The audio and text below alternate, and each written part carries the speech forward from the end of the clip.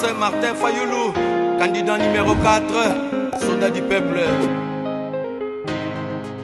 Martin Fayoulou, notre président. Espoir du peuple. Biso, Tolanda seye, to vote seye. Martin Fayoulou, président. Oh, oh, oh, oh, oh, Martin Fayoulou.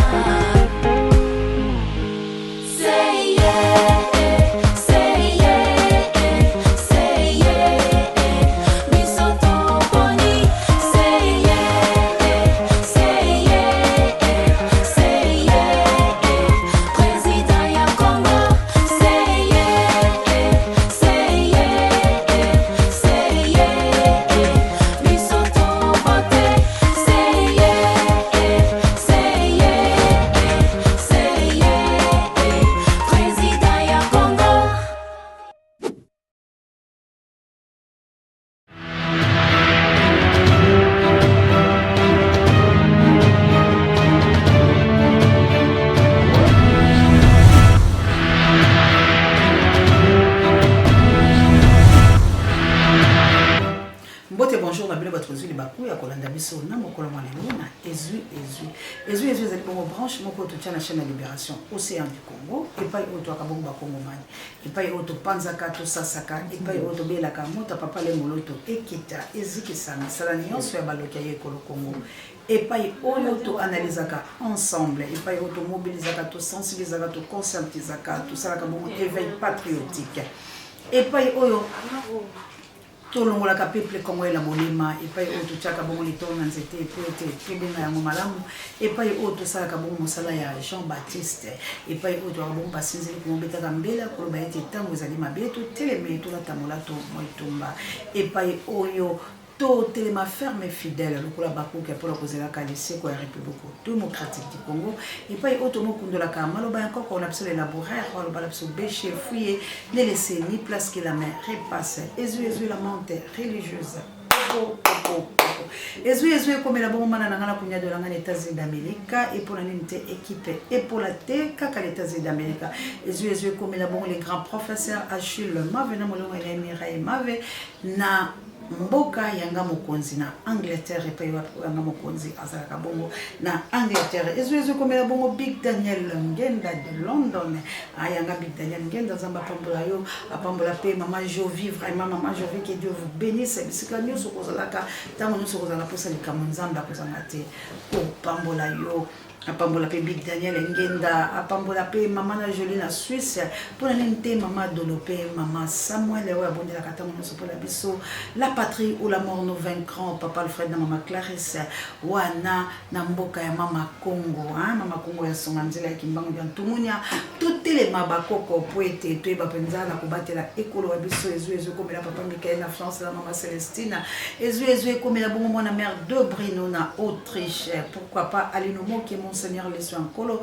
Hollande noir moto mon prêtre pour la TPH l'antela na France ba papa ya Suisse nzamba batte la bilo penza pe botele ma poete to bunda la bande ko numéro ezali wana to stopesi bo benga pona ba contribution et cause la bongo malamu to na posa ile seko ya République démocratique du Congo et sengeli biso nyonso to cha bande ko langa ba o ba ko sunga bali mokeme to tikeli bayike bo sala sala la lombango poete likambo yango pe ezwa vita mo bana ba ko toko boye bo monyete Félix akomi ko luka ete asangana ba opposition pour monyete bato bakete bon ko luka Martin Fayulu Madidi pour la ko luka lolenge nini bacha kimia me peuple alingite bokolanda lolenge peuple tomboli mongongo peuple boy likambwana alibemo na mboka Martin Fayulu akotika la bobele bongo pambate balingite ete mosale sala mana lolenge ya solo kasi mona mboka Félix mutu esuki mais soki bino ba papa ya Suisse lolenge bolobaki botelemite makambo ko kele ndenge ni ba mama missionnaire na plus 32 na mboka nita ba il faut que le moto ko bakoka lumumba to tele mabiso banso to bunde tumba bakoko lumumba to télémanita ba ben na plus fondé la boko maman missionnaire ba maman na biso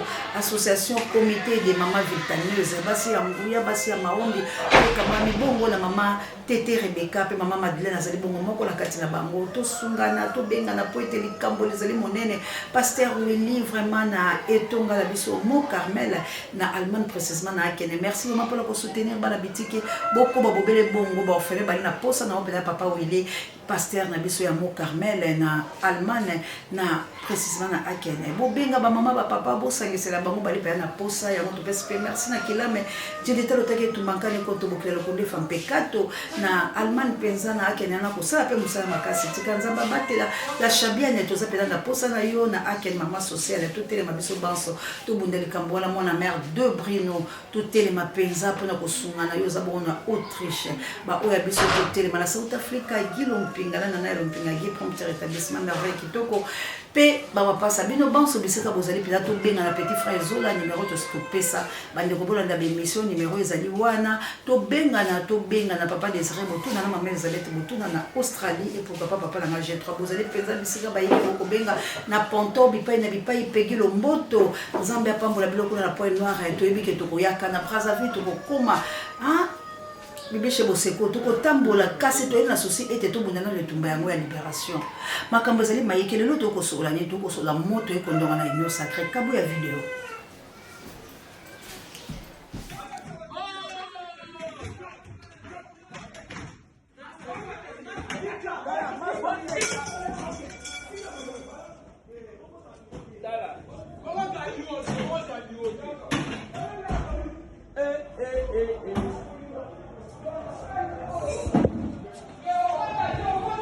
Union sacrée makama kondonga kuna nini makondonga kuna bandeko na ngai ezali bongo regroupement ya union sacrée wana ezali AAB soki lolongo moko bomona na bakiti bako panza na kati ya bureau makama ko kende mbutu bitumbe ezali opesi mbwamba boy pona nini pambate makama pona mi odenika di masala ezali makama soni denika di mazu misolo mike on a été que ça bien que beau vérifier bien tu na Canada asa sombia le pango kuna na Canada moi c'est na bana bakimi kuna na Canada ye awa atika linde ko panza pe ko boma kozani sabato kimia ndenge bomoni na bakiti bampaka bako bunda donc ezali kambo ya mukete bande kulanga e ko pela moto bipai na bipai Congo na zali ko yebisa bino ete 5 ans Félix akosala mona kanza mais ye moko Félix ayebi ete 5 ans la ngayo e kosila na malamu te pamba tata kola kokanga ata kola kosala boye mais kasi peuple ali lokola mai ato longoli tio bisika wana yo zipi yango mai eswentaka malembe mokole ko bete ko esandako esika o pompe ezalaki yo pikola oyiba esika wana otonga ndako wana linga jife ekokweya bomona kanenge kalamu ekweisaka bomona lelo fleuve ndenge nini esopi mai kasata moto boka kozela mo solution te bande kolanga fleuve sopi mai mpele koti bisika nyonso nazali koyebisa bino ete bato bazali kozinda bato batiki bandako na bango bato bakimi kasi gouvernement congolais ezali kozwa solution te pona nini tozali bobele nyamu bazali koboma na est république démocratique du Congo mwana mboka Félix Antoine Tshilombo alobaki asala mandoki oyo ezali awa po asala mosala me bakoboma na est tikino lelo tokomona te bisika ya beti gachette yango po ete bato bakende tokomona ka course au pouvoir kula bazali koboma tolandi ndeko moko apesi communiquer lobi bakasa ba bima bazongo na mboka na bango tolanda na ngo bongo to bako analyse kabu ya pesa biso vidéo. Bonne nouvelle pour le Grand Kasaï, pour tous les Kasaïens. Je sais que actuellement les gens sont dans la fièvre de résultats des élections législatives. Ça a donné ce que ça a donné, mais en fait nous, on travaille pour un agenda pour le bien du Congo dans son ensemble et on s'attelle à ce qui doit être. Ce n'est pas pour dire que nous négligeons ce qui est des élections législatives et autres. Je dirai un mot à la fin, mais je suis là pour communiquer par rapport au problème des Kasaïens. Je lance un appel particulier aux Kasaïens, que les gens ne prennent pas ça mal. Vous savez, nous avons eu le temps de travailler depuis un temps sur l'ensemble du pays Parce que ce que je dis ici, je ne le dis pas parce qu'à cause de pouvoir maintenant. Ceux qui ont travaillé avec nous, ils savent, nous avons travaillé à l'Est, nous avons travaillé au centre, nous avons travaillé dans le Katanga, nous avons bon, les gens peuvent se référer à mes vieilles vidéos, même quand je parlais sur le Katanga, tout. Alors, maintenant, mon appel se dirige tout droit à tous les frères kassaïens qui sont dans le Katanga. Suivez-moi, ne prenez pas ça mal. Le terrain a été arrangé. Il y a des choses que Dieu a établies de sa façon. Alors j'appelle tous les frères kassaïens qui sont, d'abord kassaïens, qui sont au Katanga. Je ne vous appelle pas à fuir, mais je vous appelle maintenant à décider pour le retour volontaire au Kasaï en général. Pourquoi? Je peux vous rassurer en ce moment que tout a été fait pour que l'avenir soit meilleur.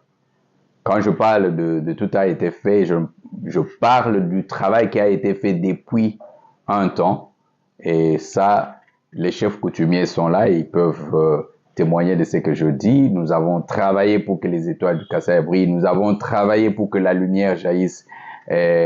au Kasaï, pour que les Kasaï puissent émettre la lumière, qui puisse être une bénédiction pour le Congo et pour toute l'Afrique. Alors, on a eu des petits conflits par-ci par-là. Ce n'est pas ça le problème. Il y a parfois des situations qui interpellent. Maintenant, c'est le temps que le Kassaïen rentre, tous ceux qui étaient partis en fuite parce qu'il n'y a pas à manger, il n'y a pas de richesse. Écoutez, le problème des richesses au Kasaï a été résolu. N'ayez pas peur. Même si vous n'avez pas où aller rester, rentrez au Kasaï. Rentrez dans votre village. Que les chefs du village vous montrent même un endroit en brousse. Coupez les herbes là-bas en brousse. Commencez à habiter. D'ici quelques temps, vous allez comprendre que le vent de Dieu est là. Et Dieu va vous accompagner. N'ayez pas peur. Vous voyez l'histoire d'Israël. Et les enfants d'Israël pouvaient bouger d'un point à l'autre. Je prends d'abord par Abraham, qui n'était pas sédentaire, qui était nomade. Il quittait, il va aller à un endroit, il pose son camp, il installe son camp. Allez d'abord comme les Abraham. Allez comme les Jacob qui devraient établir le camp. Allez. Et je peux vous rassurer, parce que nous avons déjà travaillé, nous avons veillé par le mandat que Dieu nous avait donné pour que les richesses puissent revenir au Kasaï. Vous aurez les richesses que vous étiez en train de chercher au Katanga. Vous les aurez. Allez, installez-vous. Bientôt, le monde verra. Et le Kasaï, l'histoire du Kasaï sera racontée autrement. Le Kasaï ne sera plus un Kasaï où les gens pensent que les Kassaïens sont à rejeter, sont un problème, mais les gens seront fiers de Kassaïens. Comme la Bible dit, ces jours-là, 10 personnes de 10 nations différentes tiendront les Juifs par le pan de son manteau et ils diront, nous te suivrons parce que nous avons appris que Dieu est avec toi. Le temps est arrivé parce qu'en fait, ça c'est la destinée de Kassaïen. C'est-à-dire, vous devez être une bénédiction, rentrez. Et ceux qui sont aussi diaspora, ceux qui avaient peur, parce qu'à l'époque, j'entendais, il y a même des éminents pasteurs qui me disaient, ils disent que non, tu vas là-bas, on va les te tuer. Mais je ne suis pas mort. Hein? Je ne veux pas vous citer homme de Dieu, je comprends. C'était un problème de mandat et de mission. Alors, c'est le temps, descendez au Kasaï. L'intelligent, un homme intelligent, les hommes intelligents, on ne le... ndeko wana Kassaïen bolandi la bokebi makambo ya lobi alobi Kassaï na bango lobe ko étoile apesi makambo nda sengi na bandeko na ba Kassaïen o bazalaki la Katanga babima baso mona mboka na bango po kolia ezali malgré to alobi on lolenge ya mabete me bandeko na ngai to mitala na pona nini bandeko na biso baluba balingi kokotsa tribalisme pona nini te soki likambo lezali mabe to bongisa yango kolongola bato basi ba message nesika na bango batonga bandako na bango balia yo za ko benga bango pona projet moko étoile moko o na yo sanité to boyite to ko boyate Kassaï za la développer mais Kassaï za ka ba Kassaï te ezali mo Congo mo Swahili akoki kovanda na Kasai yo ozali kolongola bandeko na okona bisika bavandi baya banyokwama polobi na ntango bomoni babiloko asali oyo ekozala na Kasai nayebi te eloko nini oyo bino bozo prémédité na 5 ans ya Félix boza komona ke bino moko bandeko na ye nde bozo bomisa ye na lolenge nyonso bokoki koya ce n'est pas le bienvenu, ce n'est plus le moment ndenge bolobaka lokota ya français ou ce n'est pas le moment pona koloba makambo boye pe kopesa message bandeko na biso ya Katanga baza na droit ya kobengana bakasaya parce que mboka na biso ezali mutu nyonso aza ko se sentir libre na bisika azali mutu nyonso ndenge azali wana esengeli azala na kimia na République démocratique du Congo okende Katanga okende Kasai tous les deux Kasai okende na Équateur okende na Congo central okende na Bandundu oali na mboka na yo mutu moko akosala o mabete biso to boye likambo ya division pe séparation tolingi soki bokobongisa Kasai nzengene moko Équateur ekobonga nzengene moko baninga bipai na bipai bakobonga esengeli tosombitela makanisa biso esika moko pote totambola bosolo kasi ba message ya boye ezali malamu te puis na ngonga oyo yo kolongola bandeko lo Kasai po baya ba souffrir mais étoile yango ezali nini tango Félix azoki na bokonzi te bilo boyaki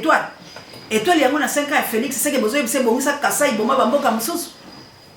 ezalaka te ndeko na ngai botika biloko wana ezali malamu te ba message ya division ya makambo oyo tolingi yango to yango tozopesa mwana nsemi raison azalaki na raison koloba maloba wana pamba te biloko ezali esprit ya tribalisme oyo Mobutu abomaki yango bozali esprit ya kokabwana tozali koboya bakasai bazali na droit te ya kobengana bato Katanga na mboka na bango non plus pe na Katanga bali na droit te ya kobengana bakasai siko tango bino bozali babandeko la bino bakasai bazonga seke d'office bolimbo bimisa Katanga nyonso bazali epai na bino kuna longola message oyo tolingi yango te lumbe kabuya l'homme puissant tiela biso moto ekopela. République démocratique du Congo, appel du président de tous les Congolais. Mes chers compatriotes, ce 20 janvier 2024, vous êtes tous invités au stade de Martyrs afin de venir assister à la prestation de serment de Félix Tshisekedi Tshilombo et à l'inauguration du second mandat du plus grand fraudeur de l'élection de l'histoire contemporaine. De partout, venez nombreux. Votre présence massive à cette cérémonie, présidée par la Cour constitutionnelle, sera pour le monde entier à confirmation du refus de résultats du braquage électoral opéré par Denis Kadima et la CENI sous la dictature de M. Tshilombo. Venez écouter le serment que Félix Tshisekedi prêtera sur la Bible. Après avoir volé nos voix, venez voir comment le voleur de voix, il deviendra parjuré lorsque vous chanterez les paroles sacrées de notre hymne national. Rappelez-vous que si nous sommes unis par le fond et dans le fond, ce sera désormais au profit de nos frères Luba et Kassaye qui viennent de piétiner notre démocratie. Les délégations étrangères qui assisteront le 20 janvier prochain à la famille historique des élections de Félix Tshisekedi doivent attendre nos colères de toutes les provinces, de tous les villages du Congo. Faites résonner la complète d'un peuple congolais sacrifié sur l'autel de la cupidité et du crime organisé par son nouveau roi Soleil et ses frères du stade de Martyrs. Le monde entier doit attendre brûler l'écho de notre rangée. Quinois et Quinois, n'ayez pas peur de militaires et de policiers que l'usurpateur veut déployer pour prêter son serment. Ce sont nos frères qui vivent avec leur famille, nos calvaires, qui représentent quelques milliers de soldats mal payés face à 15 millions de Quinoises et Quinois, déterminés à s'opposer au lot électoral du siège perpétré par des compatriotes, tout ici d'une même région. Aujourd'hui,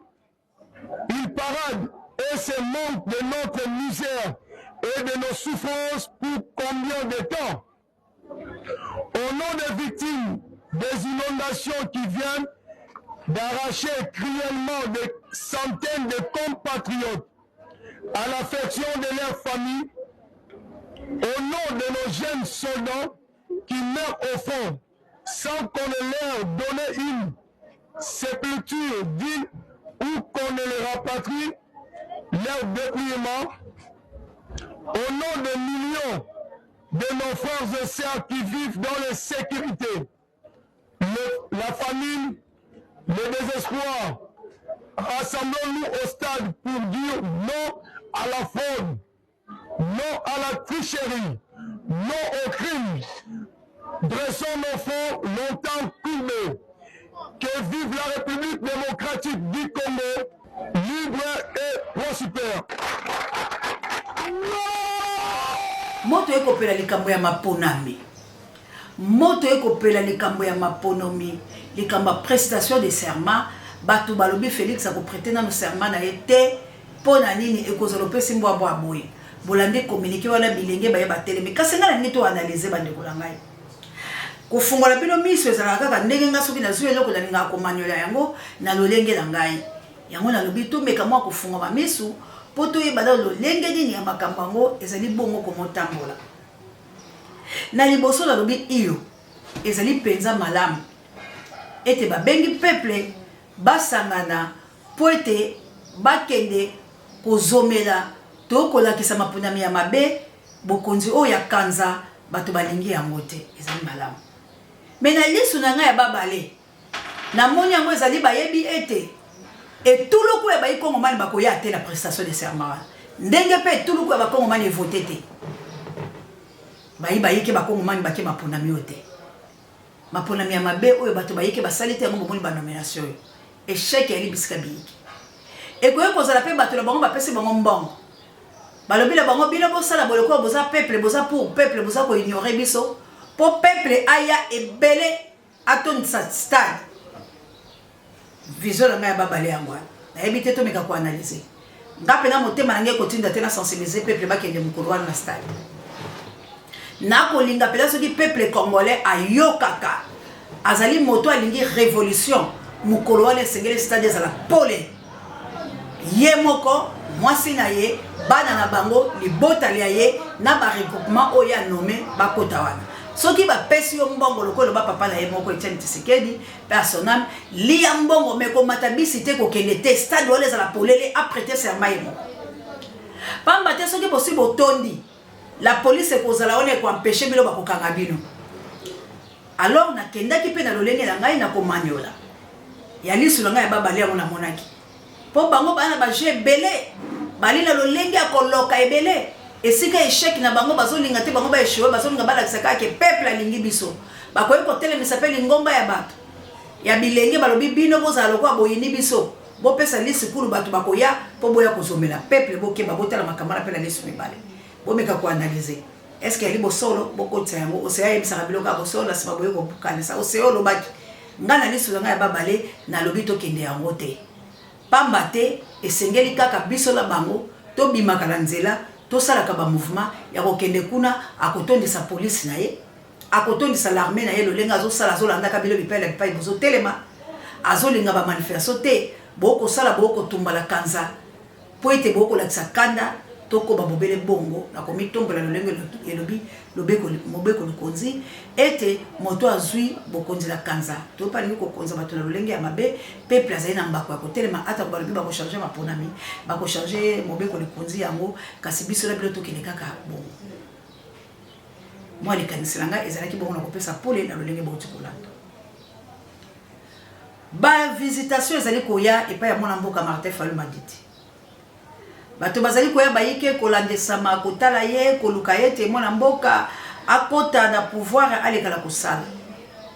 ezali kodestabiliser nation bato bakoya wana bazali bato na miyibi na bamboka na bango ezali na kimia na bamboka na bango bato bakolala malamu bakolia malamu ata ko ba difficulté ezali partout dans le monde mais quand même bango bali malamu batali Congo ba Congolais bakobika lolenge ni batali Congo Congolais kobika lolenge nini bango pe bisika bia bango ba mai peto ba moto sala ka pe ben sandi mais bazoka solution na lombango kasi batala o fleuve sel na Congo tikino lelo esali sans aboni oyo bato bakokoka kozula mo solution te bango banso basomiti makanisi na boka kala likambo eteli pouvoir ya nomination ya kotala lolenge ni bakokeli pe tumba nyo sacré ya mwana echecho sika bino boya po Martin Fayulu akokota la course nini akosangana na banani bo nibo déstabiliser la République démocratique du Congo bo rendre encore inutile vis-à-vis ya peuple na yo batie miso président eliko kota na likambo wala te bakosela ko makambo kolia la Kabila bakosela makambo ke Félix apesa ko mituka bauti ko kosela makambo ke Félix apesa 5 millions biloko wana peuple nzima yango te aboya yango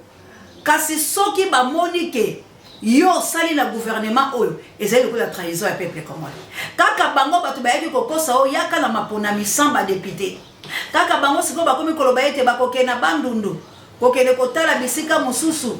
oyo makambo ezalaki malamu te po baluka bakotisa ba député ya Martin Fayulu Madidi wala ele kosakana yo ele ko bali bakotisa yo na kati ya fenêtre bazali kokosa po ba million lisusu okay yo za na ba l'homme prudent pe ba femme prudent oyo bakomona likambo pe bakobeta mbela wali na ba misu miike oyo na matoi miike na minoko ekoyoka pe koya kopomola likambo wana c'est comme biso na matoi to seto yoki yamo bakende kosala biloko na bango ndenge bakosala basi basambwe na mokili mobimba basi basambwe na molongo mobimba etumba oyo ezali bango bakotika kiti po yo kozwe bonga ya solo po kovanda po ata lelo tata lobite nzambe oya ponaki yo talela ye bobele ye akocha one sika wana po ete bolingo ba peuple bozali kati na yo tala lolenge bako yembaka yo tongo midi pokwa tala lolenge bana na bako bimala banzela ko tumba ko sala misala ko boya ba pine ko tambola bako bete bako kata bango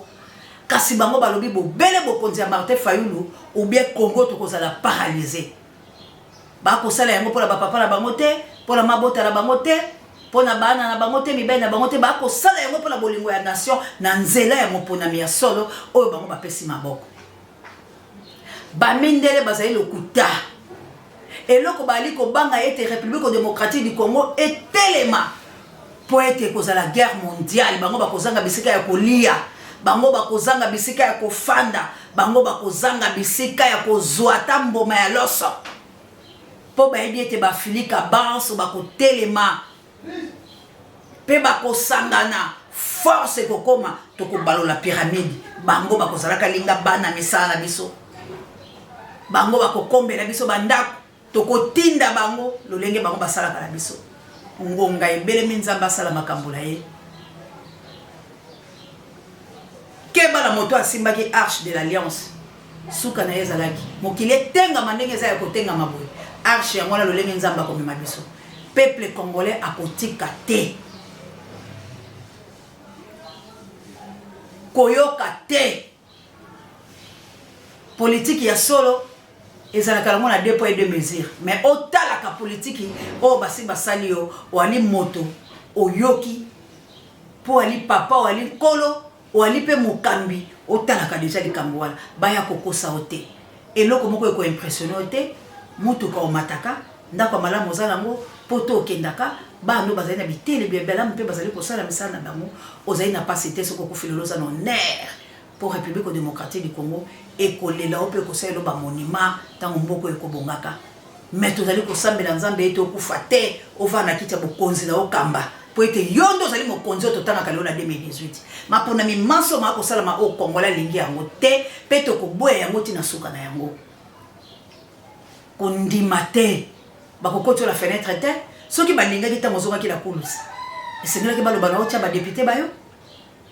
eloko ni bakokende kokalela yo ankala kaka bakokalelo nini elamba batongi na mesure ya moto mosusu mpe baye kodimine na mesure na oyo elambani okufaka noki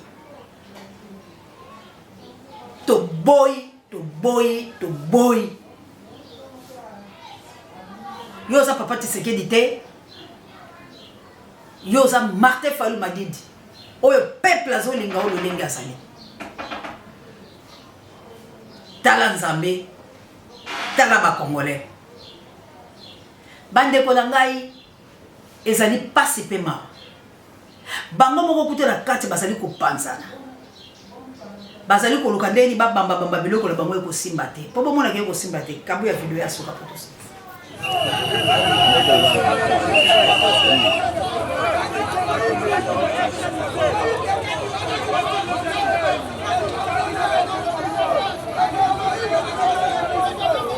momoni moto wana momoni ye Kongo ezali Kongo ekokende kaka bongo bakosala na kanza kasi bazali kosala te po ete boyokani bozali te etumba tongo medi pokwa mutu na mutu akosere sentir mutu na mutu akobendala bazela po basala oyo ekoya alobi mutu ayebi yango azali te soki tetitese na bango ya kadima lingi okochange te touta ekolakisa bino nde basabotaki ndako ya procureur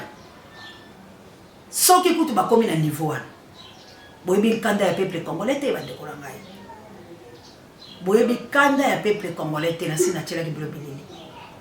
kanda ya peuple congolais eza makasi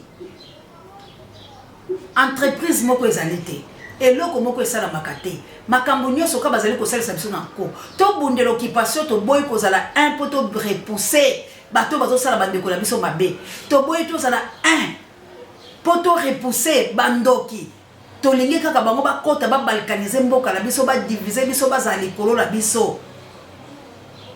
comment tokoki kokotisa barwandais ti na bisika ya parlement oyo ezokata makambo ya mboka na bisika ya sena ya mboka ata tolingi bango makasi me tokoki kokomisa bango wana eza secret ya mboka barwandais bazoyeba sekele ya Congo ebongo bitumba tokolonga bango ndeni biso topesi bango baposte ya minene ya République démocratique du Congo te ndeko na ngai tobunda bitumba tobundela Congo la biso ya solo totelemi ferme fidèle pour la koyoka koya kobokelaka bino pe boyeba kobeta mbela ya solo kosepela te na nkwanga ya mabe oyo elambami na lolenge ya mabe mpona koboma yo likolo ya nzalole yango ke biloko ya malamu ebanda ye koya oyo kobikisa bomoi na yo bampaka baloba lala na mai nzali bomaka te poma ya malili ebomaka te ça veut dire bakoyebiso motema na yo ezala piyo olia biloko no ya malamu lolenge tumbo biso tokobunda lelo na mwana mboka Martin Fayulu Madidi na dignité na ye na honneur na ye peu importe bakolinga kosala bazali koyeba ete toza na l'homme du peuple oyo asimbi pouvoir tolinga te esengeli ye mais sikoyo bango bakoya na lolenge ya mabe bakoya na lolenge ya mabe yango topesi mbela yango topesi malako yango totelisi bino pole bosaboni massivement la chaîne de la libération bokozalaka décité baprogramento angola no bondia botarle bono et na RMC bokomela bino mamour d'angola na mokitele Florencia Mato Mido merci encore une fois la Kabou à l'homme poisson n'échange pas l'équipe qui gagne prompt rétablissement la Pape Dieu directeur recherche stratégique et pourquoi pas ça mon conduit pareil mais biso baliso Mato de makomela mama Lisaya vraiment Lompinga na Esther Boluka Lompinga bango bako big service mo minga na biso na côté ya Molia Mbale to mon la servante de l'Éternel Christian Lompinga to pesi bongo Matondo na gradir Lompinga Matondo na suprême premier gloire Lompinga tikanzanga lekala kobatela yo pe directeur Willy wa kolesa biso lelo bele na molimo nzamba lekala kopambola ye directeur Willy Saya Matondo makomela bongo Miradisa ya Lompinga pe merci na bino banso ba boko la biso pa ebiso na pesi de sous Matondo na maman Julie ya Kabuya na puissant ne change pas l'équipe qui gagne wana soki nzamba sungi biso to koyeba lolenge nya ko sala bino banso bo soutenir bobenga etumba ya Kongo ezali ya biso banso po ete lipanda tozo yango malamu ndeko biso to ko bunda te po to lingi Félix te na lobaka yango wala te to ko bundisa Félix te to ko bundisa des systèmes oyo koya po détruire République démocratique du Congo to ko bundisa occupation loba lokola nga toko bundisa nini occupation lokola mboka la biso ezo occupé tala biloko bako salisa mboka mais soki Congo ezalaki komitambola yango moko pays indépendant na yebisi biloko baponami oyo elingaki esala te na Félix kaka ndenge no kadima ba moko boloko mais mpona nini ekosala biso yiki mpe bakobunda boye pamba te po ete badécideur baza likolo bato bazopese sur biso tala ntina nga na lobaka na bino la patrie ou la mort nous venons.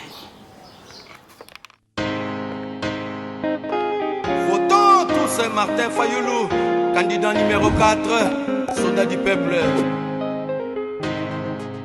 Martin Fayoulou, notre président. L'espoir du peuple. Biso, Tolanda seye, to vote seye. Martin Fayoulou, président.